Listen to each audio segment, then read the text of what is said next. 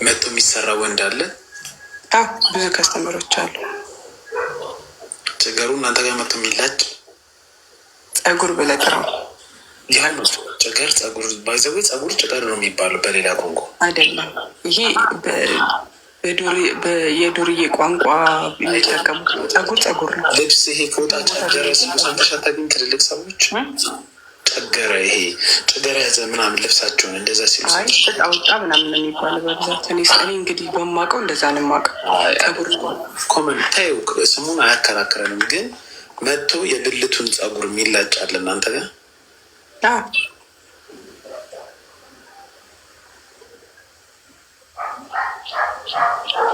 ምን ነው ኖርማል እኮ ነው።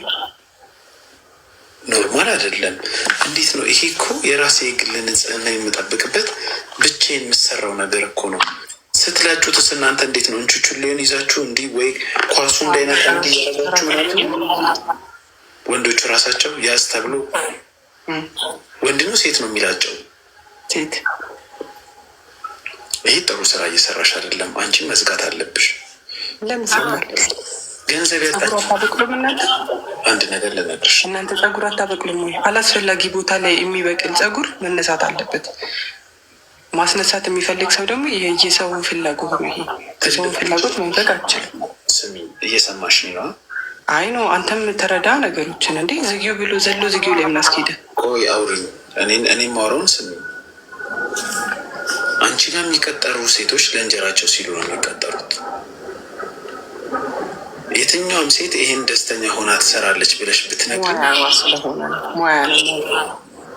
አንዴ ልጨርስ፣ አመት አላወራም።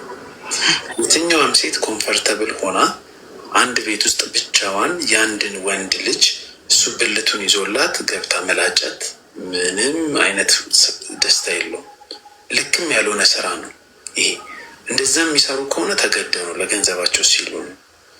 እና ይሄን ነገር አሁን ስንት ብር ነው የሚከፍለው ወንዱ? እንደዛ አድርጎ ላውራ ነው።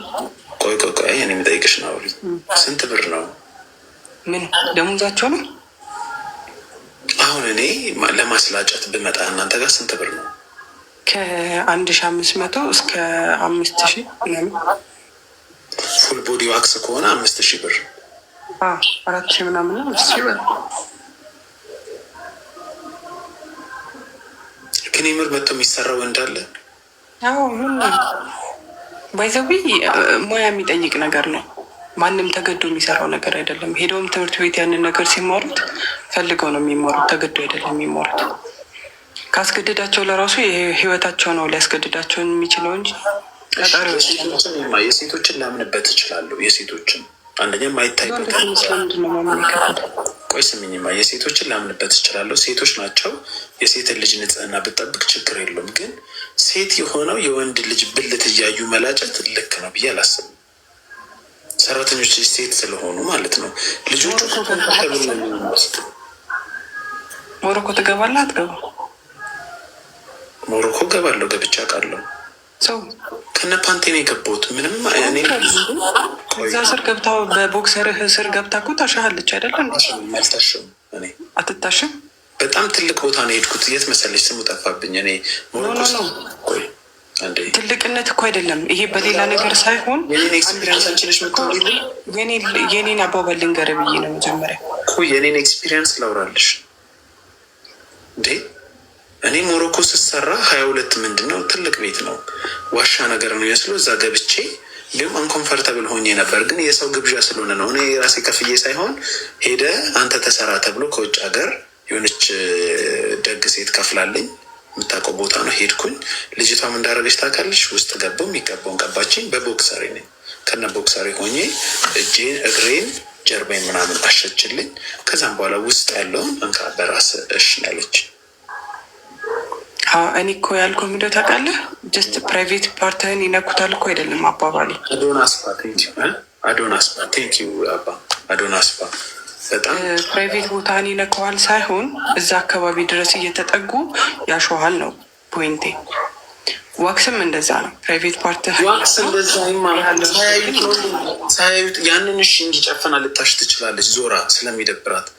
እቃውን ሳታይ ነው እንደ የምትቆርጠው። እቃውን ልጁን ቢይዝላት የፈለገ በምንም ተአምር ኮንፈርተብል ያደርጋታል። ስራው እንዳትኝ አንኮንፈርተብል ሆና ለእንጀራዋ ስትል ነው የምትሰራው። በዛ ላይ በምን አይነት ሲቹዌሽን ውስጥ እንደምታልፍ አንቺ ላታውቂ ትችያለሽ። ወንዱ ልጁ ብልቱን ይዛው እንዲያየችው ስንት ነገር ሊያስብ ይችላል። እና እንዴት ነው እሺ ሳታይ ሆኖ የምትላቸው? ፕራይቬት ቦታ ላይ አይደርስም ያ ነገር እዛ እንትን ላይ አይደርስም። ሲቀጥል ከቨር እንድታደርገው በደንብ ይደረጋል። ይህ እኮ ጀስት ፕሮፌሽናል በሆነ ወይ ነው የሚሰራው። አንድ ነገር ስሚ፣ ምን አልሽ? ሁለት ወሬ ይዘው ነው ወይ የምታረገው ስልሽ ወንዱ ይዞላት ነው። ስለ ጸጉር የምናወራዋ ጸጉር እኮ እኔ ላይ የሚወጣል ማይወጣብኝ መስሎሽ ነው እንዲ አለ እኮ እዚህ ጋር ካለበት። ታዲያ የሚበቅለውን ፓርት ለምን አትለየው? የሚበቅልበትን ፓርት እኮ አንቺ እንድታይልኝ ስለማልፈልግ እኮ ነው። እያየሁት እኔ ላስወግደው እችላለሁ፣ ግን ሌላ ሰው መጥቶ እንዴት ነው የሚያስወግድልኝ?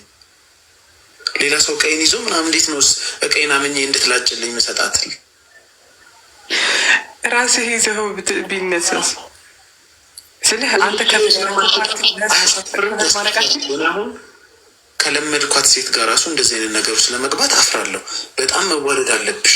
ራቁትሽን ቹንቹሌሽን ይዘሽ አንድ ሴት ጋር ለመሮጥ እኮ